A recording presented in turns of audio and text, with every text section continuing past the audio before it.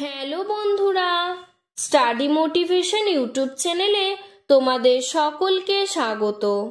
আজকের আলোচনার বিষয় হলো বাংলা অনুচ্ছেদ রচনা মহাত্মা গান্ধী। 1869 খ্রিস্টাব্দে 2রা অক্টোবর গুজরাটের পোরবন্দর গ্রামে মহাত্মা গান্ধী জন্মগ্রহণ করেন। তার পুরো নাম মোহনদাস করমচাঁদ গান্ধী।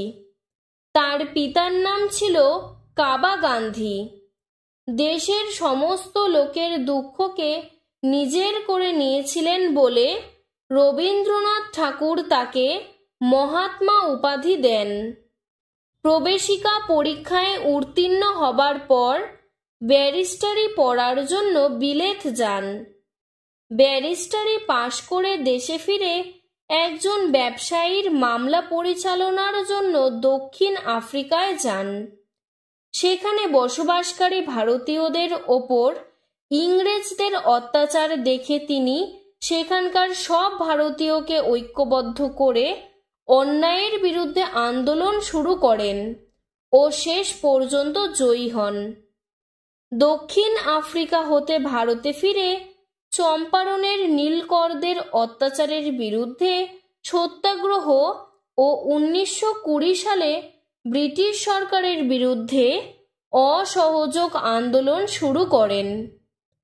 1942 সালে আবার ভারত ছাড়ো আন্দোলনে যোগ দিলে তাকে বন্দী করেন।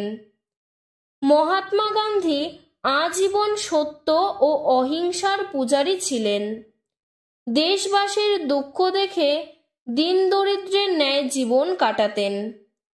এক সন্ধ্যায় প্রার্থনা সভায় নাথুরাম গডসে নামক এক যুবকের গুলিতে 1948 সালের 30 জানুয়ারি তার মৃত্যু হয়। দেশবাসী তার মৃত্যুতে পিতৃহারা হল। আজও তিনি আমাদের জাতির জনক। আজকের ভিডিওটি এতটুকুই। ভিডিওটি যদি তোমাদের ভালো লেগে থাকে তাহলে লাইক করে চ্যানেলটিকে সাবস্ক্রাইব করে দেবে। ধন্যবাদ।